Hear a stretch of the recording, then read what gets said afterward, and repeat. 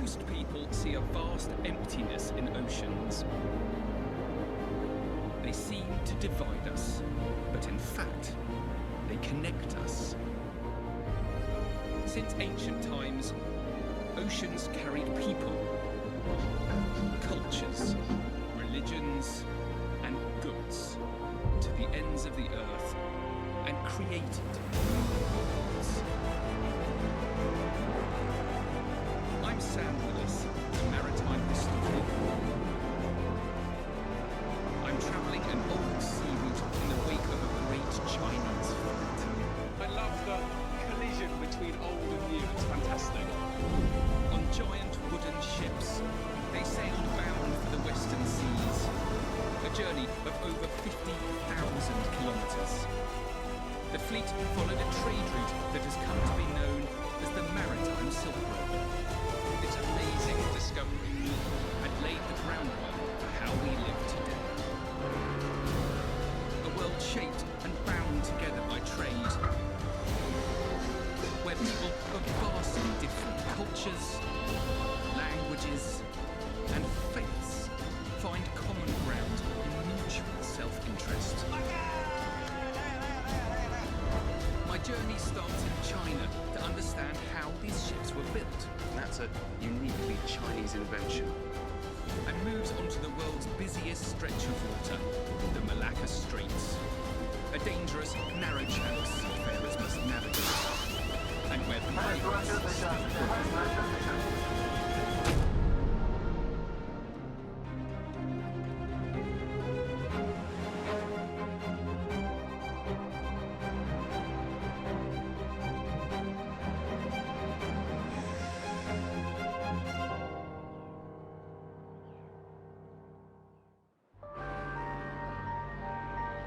Today's world has been unified by trade. Goods are constantly being made, moved, bought, and sold. And an interconnected world is linking people in hitherto unimaginable ways. And this is where you really see it happening: China. This country is both a product of and a driver of international trade. But in fact, the roots of globalization are much older than we realize. You may think that long-distance trade is a new phenomenon, but actually it's not. More than 1,000 years ago, Guangzhou and other port cities were involved in a dynamic international trade. The country's trading past was brought to light in 2007 by an astonishing discovery that proved China played a major role on an ocean highway running east to west. This 30-metre-long Song Dynasty merchant ship sank off Hailing Island in Guangdong more than 800 years ago, a tragedy that gives me my first glimpse of what is known today as China's ancient maritime Silk Road. Very, very occasionally, the fabric of the modern world is torn apart, allowing you to peer into history, sometimes centuries into the past. There's the terracotta warriors, the Mary Rose, and this is the best of them all. It's very, very special to be so close to it. Archaeologists found gold, silver, and, most significantly, 13,000 pieces of China's most successful export of the time, porcelain. 从整个的中国历史时期来看呢， Sun Jian 在某一 is 个历史 part 时间 of a 段是这样。 69-strong team studying China's most well-preserved trading ship. Is this cheap porcelain for every person, or is it very expensive porcelain just for the rich? 啊，像你看到的这些陶瓷呢，大部分是普通用的，就是民间用的陶瓷，但是也有一部分呢是比较好的，很有可能是作为某一定特定的人，比如说船主或者搭载的客人自己携带的这个货物。这边就是实验室，他们在 Sun Jian 处理 is 铜 keen 线 to。show me something else they were very surprised to find. 目前发现了大概有200多枚铜钱，在当地呢也既可以作为这个钱币这种一般等价物使用，它也可以作为一种这个把它溶解掉，作为金属，就是它本身就是一种货物。铜钱在当时是严禁出口的。Does that mean that the vessel was engaged in smuggling? Is that what you think? 南海1号除了这些铜钱，我们发现的有很多是跟底下的这个铁器是在一起出土，就是运出去的。这在当时实际上是一种走私的行为。 Traders were willing to risk their lives smuggling precious metals out of China. These treasures, illicit or not, helped make China an important trading nation. But a new golden age of state-sponsored exploration was to follow. 200 years later, in 1404, an ambitious emperor issued an extraordinary decree. It marks the start of a history that I'm on a mission to discover more about. 600 years ago, Nanjing is the capital of the Ming dynasty. The Emperor Yongle has been on the throne just 2 years when he orders one of his most trusted court officials to undertake a sea voyage like no other.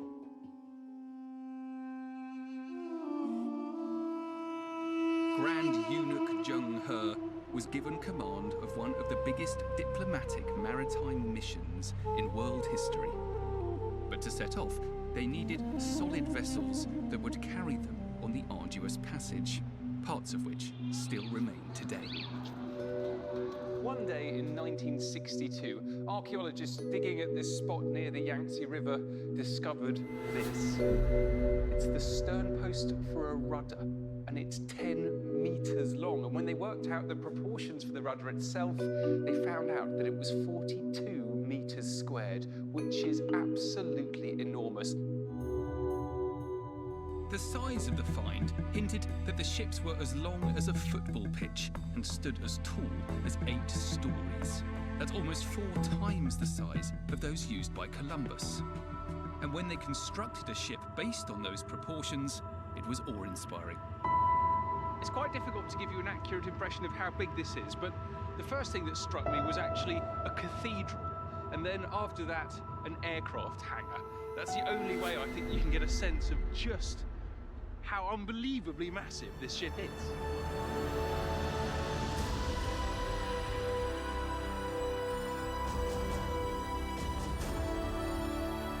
They were called treasure ships because they were built to bring back vast quantities of treasure from distant lands. But even more staggering than the size of the individual ships was the size and variety of the entire fleet. Professor Dun He is an expert on ancient Chinese shipbuilding. 每次出使西洋的船有200多条，人员是27000多人每一次。那么船呢有好多种，宝船、粮船、水船和马船、战船。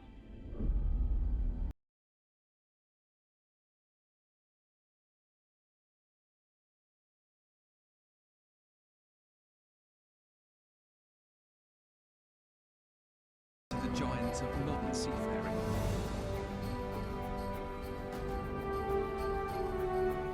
Now, those treasure ships were enormous, 136 metres long, 55 metres wide, but they're dwarfed by these container ships, which are up to 400 metres long, more than 3 times the size of one of those treasure ships. Nowadays, there are around 5,000 of the largest container ships in the world out of a merchant fleet of 50,000, registered in 150 countries, crewed by over 1 million seafarers. So they're a common sight in today's port cities, but they're still breathtaking.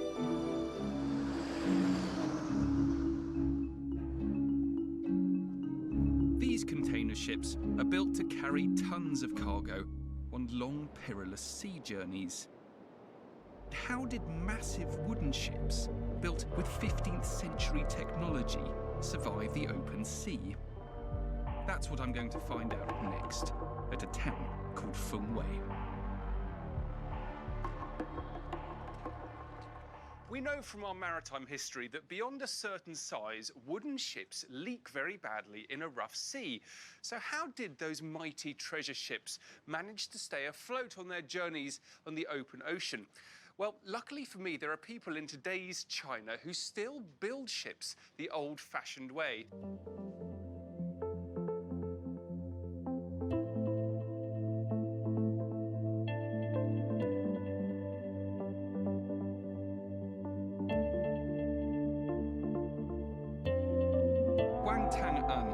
descendant of one of the original craftsmen who built the Ming fleet. 制作的每 In 一 his 个 family 部 records, 件的名 passed 称 down 啊、 over 尺寸 generations, 啊、比 is 例啊，都 ancient 一一非常 shipbuilding 详细的 knowledge. 记载啊。 Nowadays, there's more call for model junks than full-sized ones. But Tang Un and his team stick to the same techniques, including one that made the treasure ships seaworthy. Watertight compartments. 刚才我们出资上出来的量出来算出来的那每一个舱的那个尺寸嘛，中国早期这个湖船这种水密隔舱就是这样形成的。 This is the skeleton of the ship, and you can see the different sections of it. See how it's segmented. Now this keeps it safe, and it means that if there's a puncture, if the ship starts taking on water, it can be contained, and that's a uniquely Chinese invention. The watertight bulkhead. 就是 They 现 were 在 already being 中国 used 早 in 期这 China 个湖 in 船 the 这种水 2nd 密隔舱就是 century 这样形 AD, 成的。 some 1300 years before the Great Fleet. But it took Western shipwrights until the late 1700s to adopt the design. 看这个尺寸，它对准它这个中心，每一个这个按这个位置来垫进去啊。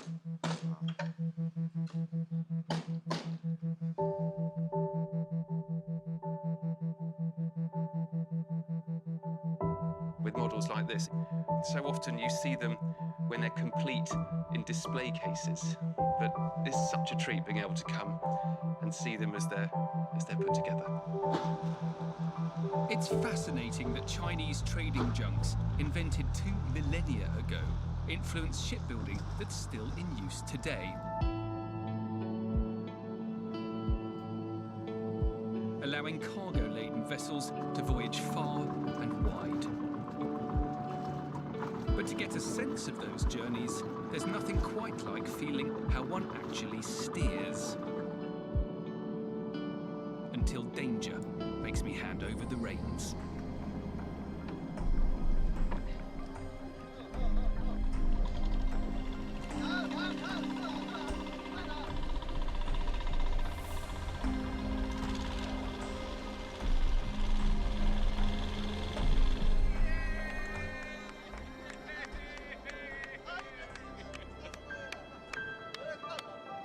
That was so close. It makes you feel a bit vulnerable being on such a small wooden boat in and around these monsters. But I love the collision between old and new. It's fantastic. Sailing in a small junk alongside modern-day shipping giants shows just how far sea trade has progressed. In 1405, the Ming treasure fleet finally set sail on their first expedition. With over 300 junks and some 25,000 men, the sight would have been extraordinary. Luckily for us, a chronicler of the Ming dynasty called Ma Huan, who later sailed with the fleet, described his departure, and he does so in the most wonderful prose. The Emperor's glorious envoy received the divine commands. Proclaim abroad the silken sounds and go to the barbarous lands.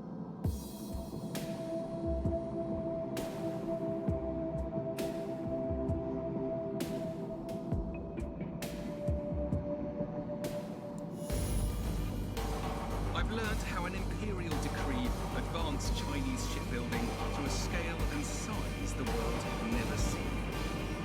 Crossing the South China Sea into Southeast Asia, this fleet would hit one of the world's most dangerous and bloody stretches of water.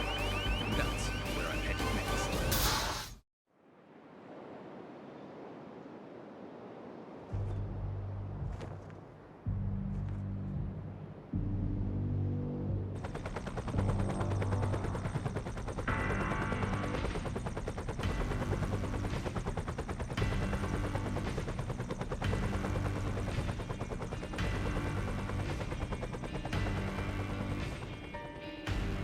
My journey along the ancient maritime Silk Road from China has brought me here, the Straits of Malacca. It's the world's busiest maritime bottleneck, over 800 kilometers long, but in places just 3 kilometers wide. I'm here to understand just why seafarers both 6 centuries ago and today fear this passage. Over there to the north is Singapore, beyond it Malaysia, and behind me is Indonesia. It's a narrow sliver of water, but it's the quickest route for ships travelling from the South China Sea to the Indian Ocean. On any single day, there could be 500 vessels passing through, their cargoes worth millions of dollars. Major Loi Shing Tong's duty is to protect the gigantic container ships from a very real threat. With over 100 attacks in the past 2 years alone, pirates.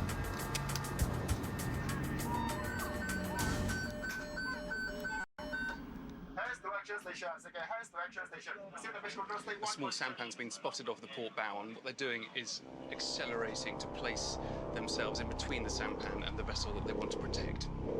They can pose a distinct threat to even these enormous ships because they too also have small crews, and it's incidents like these hijacking events which is the real threat here.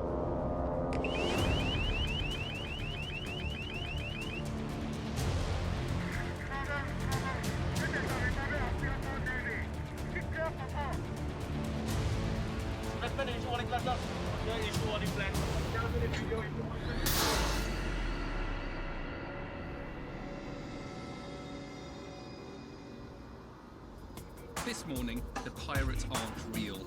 This is an anti-piracy drill. What do you think would happen if the Navy wasn't here patrolling these waters?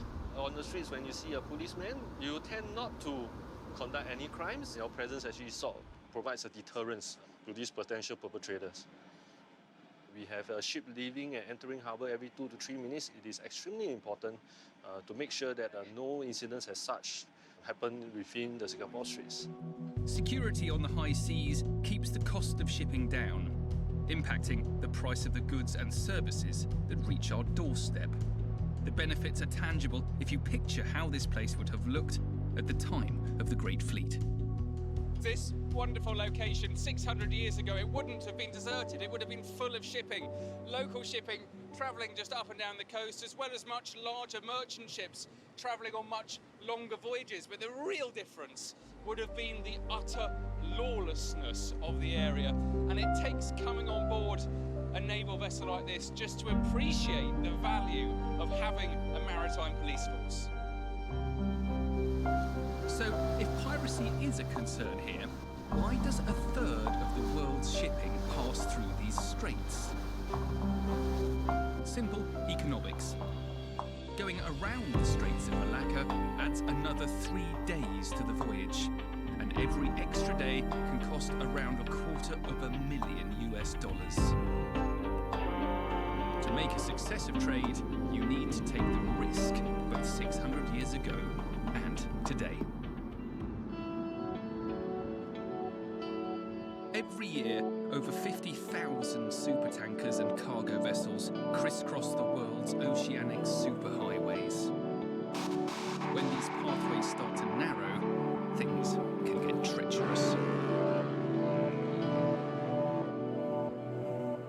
This narrow stretch of water behind me is known as the Phillips Channel. It's an absolute maze of tiny islands, hidden sandbars and sunken rocks. It's a nightmare today for even modern sailors, but 600 years ago, it would have been terrifying. Even today, with all their sophisticated technology, making landfall is still an extremely risky operation. I'm setting off to find out how local pilots navigate these tricky waters to bring cargo ships safely into port.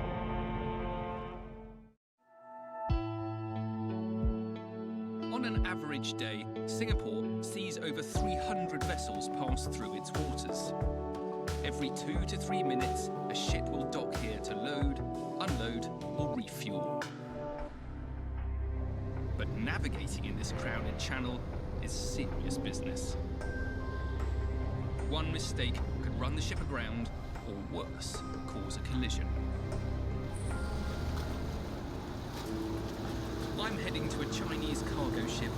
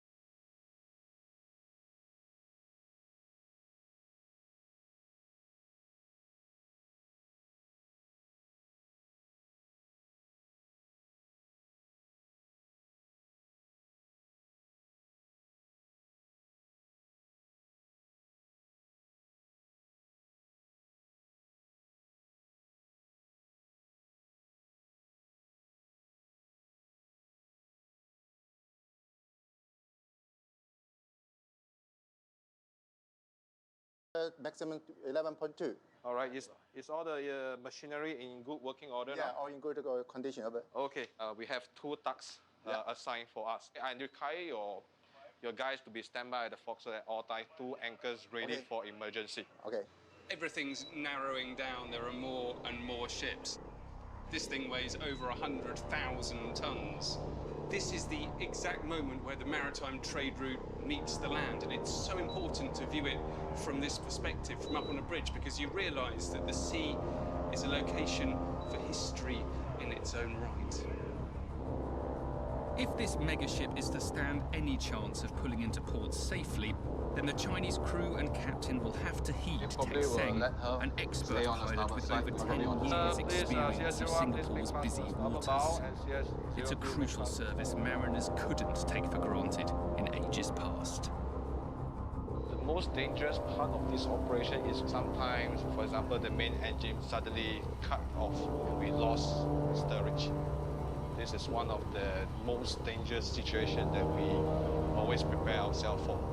A ship that loses power may run aground, and being so close to the port of Singapore and other ships, the consequences could be disastrous. We're moving so slowly now, barely more than walking pace, but it would still take ages to stop. It's an incredibly delicate operation, and I'm seriously relieved that I'm not in charge of it.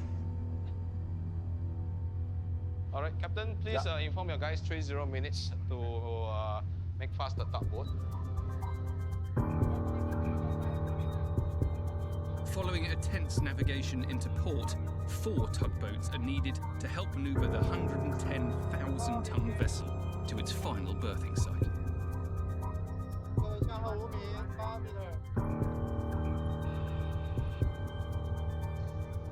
We're getting closer. 5 meters.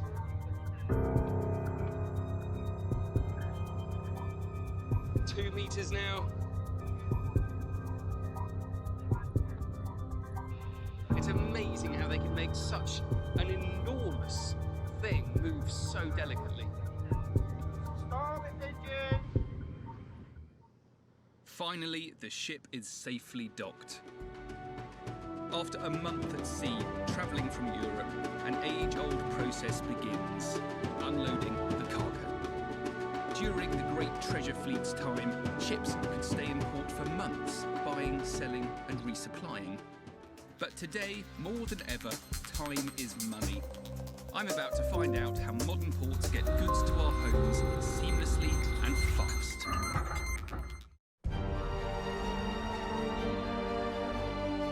Costco America, a 100,000-ton Chinese tanker full of European goods destined for Asian markets, has finally berthed in Singapore's port. Over 500 container ports connect China to the rest of the world. Part of a trading corridor that handles over $400 billion worth of goods each year. And the key to it all is speed. 949 containers need to be unloaded, transferred to other vessels or set aside for local distribution, but all within 10 hours. Singapore is one of the busiest transshipment ports in the world. Its crane operators move over 90,000 shipping containers each day. The process of shifting goods from sea to shore on a scale like this, seamlessly, is a gargantuan task. There's absolutely no room for error. Success or failure lies in the hands of the man I'm about to meet. Si Junhong is a Port of Singapore crane operator.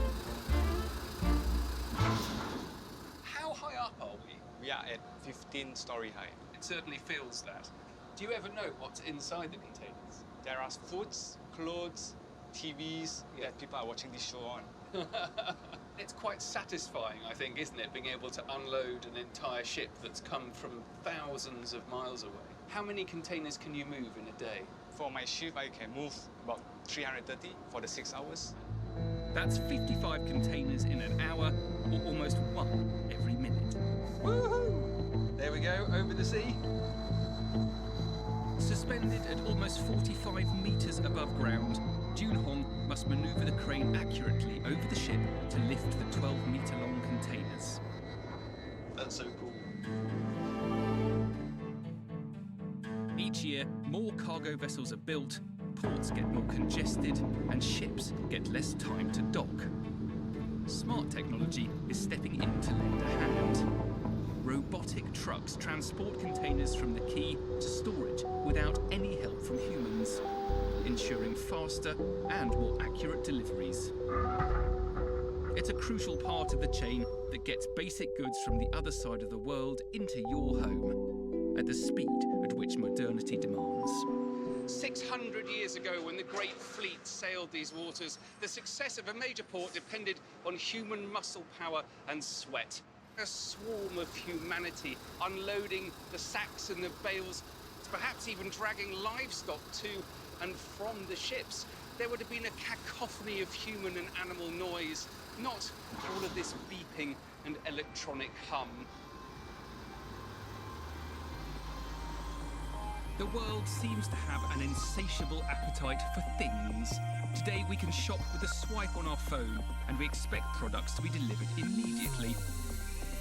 This demand sees maritime trade set to double by 2030 to an industry worth nearly $900 billion.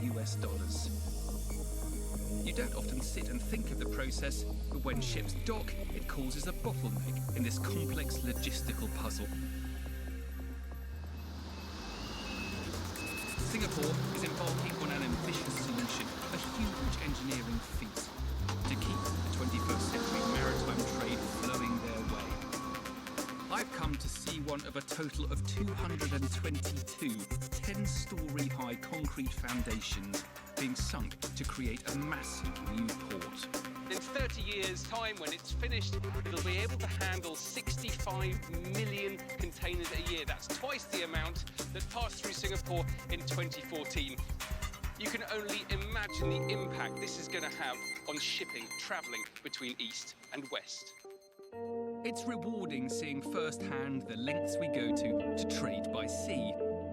Braving pirates, policing waterways, and, when the goods hit land, a gigantic logistical effort. And all of this to allow global trade to blossom and transform our world. But I want to know what else happens when seafarers hit foreign shores. 600 years ago, when Zheng He came to these waters, he sailed right on by. The place I'm headed to next was the Singapore of its time, a place that proves that trade doesn't just connect us, it creates new worlds.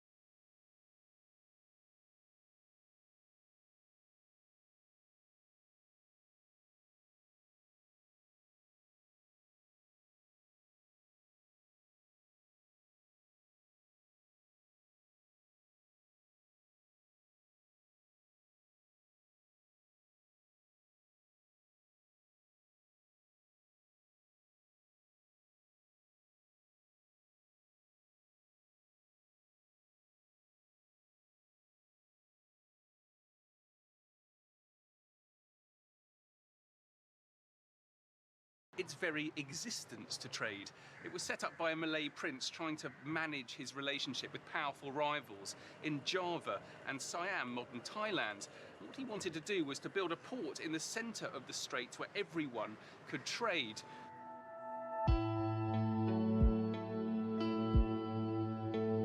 Very soon after they founded Malacca, its Hindu and Buddhist rulers converted to Islam.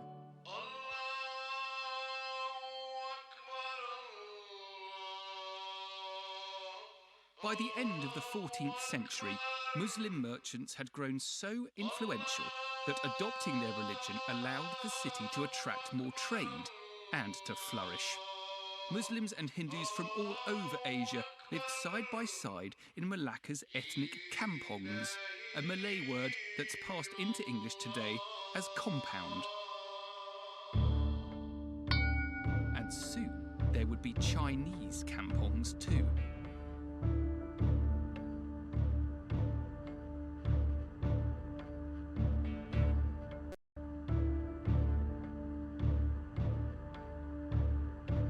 Admiral Zheng He presented the Sultan of Malacca with imperial Chinese seals of office, a gift from the emperor to ensure that the Chinese had an official presence in the new trading hub. And a recent archaeological discovery revealed that things seem to have gone according to plan.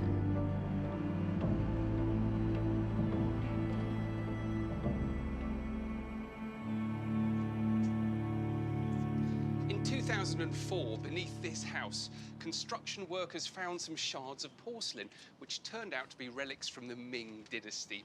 Experts soon confirmed that it was a major discovery, that this used to be a warehouse used by the Great Treasure Fleet. Now, the Treasure Fleet's chronicler, Ma Huang, wrote, "Whenever the treasure ships of the central country arrived there, they at once erected a line of stockading, like a city wall, within which they constructed warehouses and granaries, and all the money and provisions were stored in them." At the site of the old warehouses now stands a museum dedicated to the Great Fleet and its commander, Zheng He. It was founded by a passionate history sleuth, Dr. Tan. Hi, good morning. How are you? What have you found here? So I come and do research based on the historical record. At the bottom, they are using the big weighted granite block. Wherever Zheng He went, you can find the type of well lining using the weighted granite block. Right. So I suspect that this must be an old well, ancient well, and it must be the place of Zheng He's guanchang or warehouse complex. Full of stuff. At the same time, Dr. Tan found a second well, Is a this it? smaller This one is with the a special second contraption. well which I told you. Malacca at the time was famous for putting poison in the water.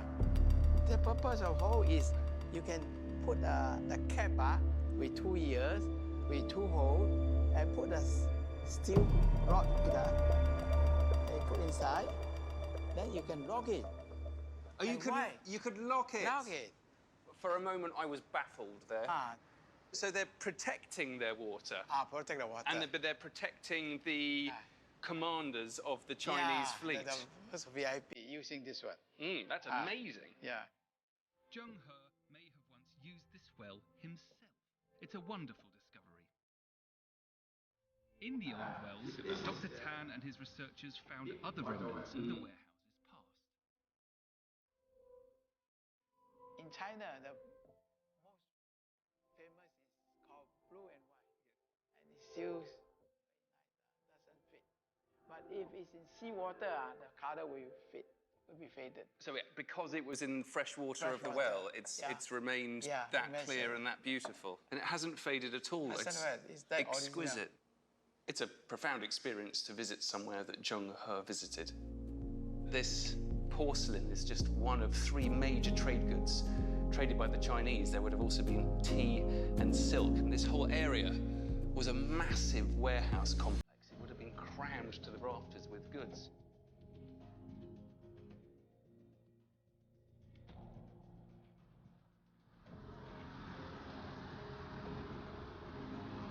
All around Malacca, you can see evidence of foreign traders, creating a multicultural society that has existed here for generations.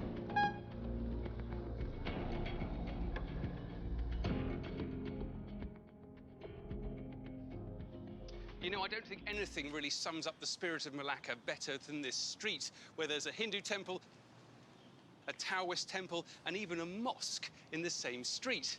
And best of all, it's called Harmony Street.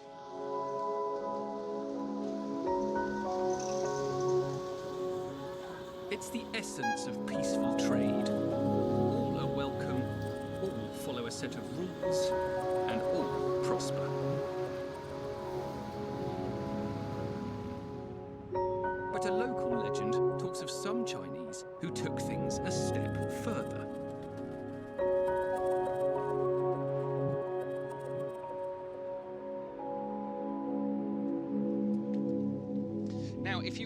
most Moluccans, if they know the legend of Hung Li Bo, they'll say yes. She was a Chinese princess who'd been sent here to marry the Malaccan Sultan.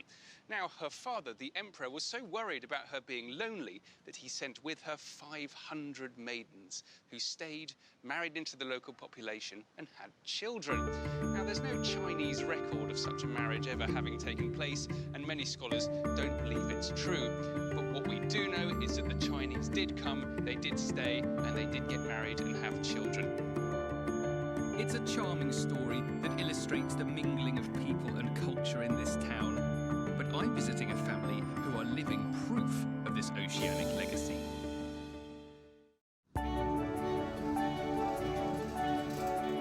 I've been exploring the story of the Maritime Silk Road from China through Southeast Asia.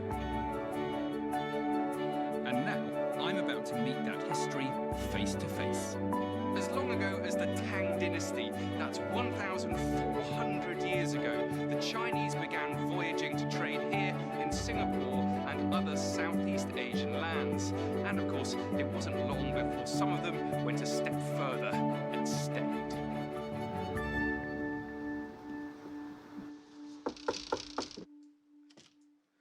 Baba Sam, welcome.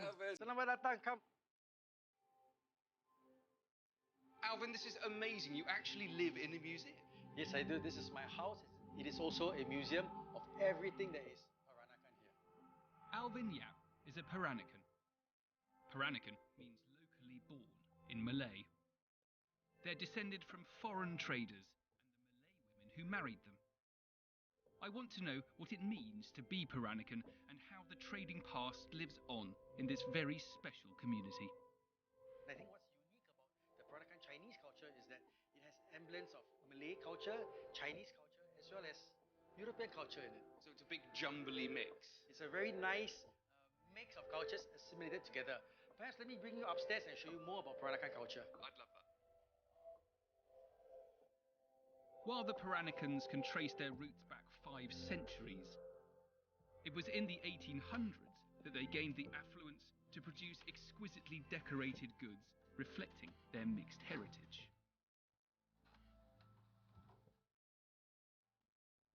These lanterns are what we call surname lanterns. They will have been placed outside the house bearing the surname of the family who lived here. When it came to festivals, when it came to ceremonies, when it came to celebration, Sam, it would have been 100% Chinese. It's interesting because although there are things here which are very obviously Malay, there are things here which are very obviously European, everything also breathes China. So what happened is the men came from China, right? They decided to settle down and marry the local woman. Probably they had one condition. When I marry you, you follow my culture. You follow my religion, you follow my family name, you follow my celebrations. But when it came to food, when it came to jewelry, when it came to the clothing and the fashion, you ladies take care. Hence, you see that very nice hybrid between Chinese and Malay families that I searched through Today, the Alvin newspaper, is the safeguarding European his or the Peranakan tradition buckle. in the As manner time he went on, knows it became best. shorter European embroidery work. The Chinese Lunar New Year is just around the corner. Sweet, sweet. Before the Peranakans can celebrate the festive occasion, they first have to honour their Chinese Well ancestors. done. Used to be much longer. The Chinese believe that their ancestors are always with them and that it's their descendants' duty to look after their ancestors. And that means cleaning the altar with chopsticks. You can see all the little grooves. Make sure every piece of dirt is clean, okay? Or else the ancestors will be very, very upset. In the meantime, I'm going to set up the altar. Okay.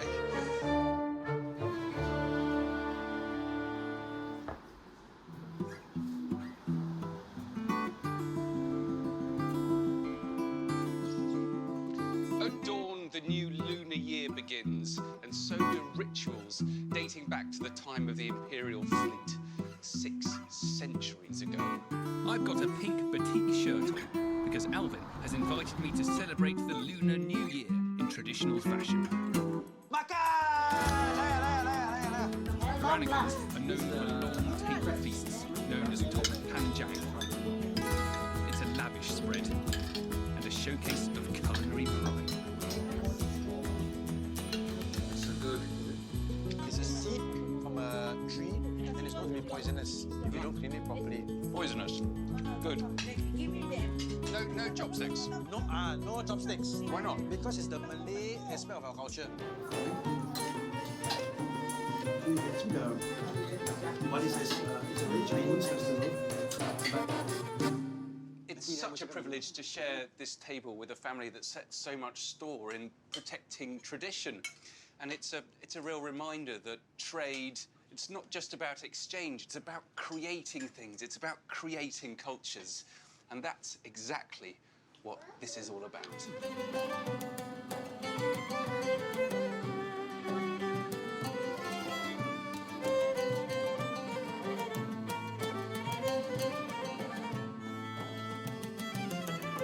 To us, the rise of modern Southeast Asia seems unprecedented, but in reality, it's a 21st century reboot of the world that the Great Fleet sailed through some 600 years ago.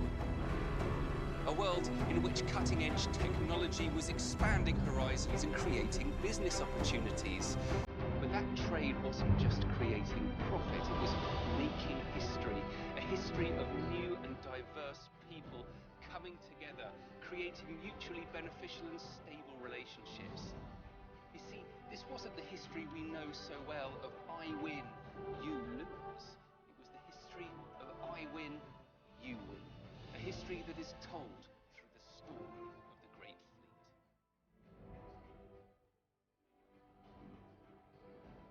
Over nearly 30 years, Admiral Zheng He led his fleet on a total of 7 voyages. To ever more distant lands, to meet ever more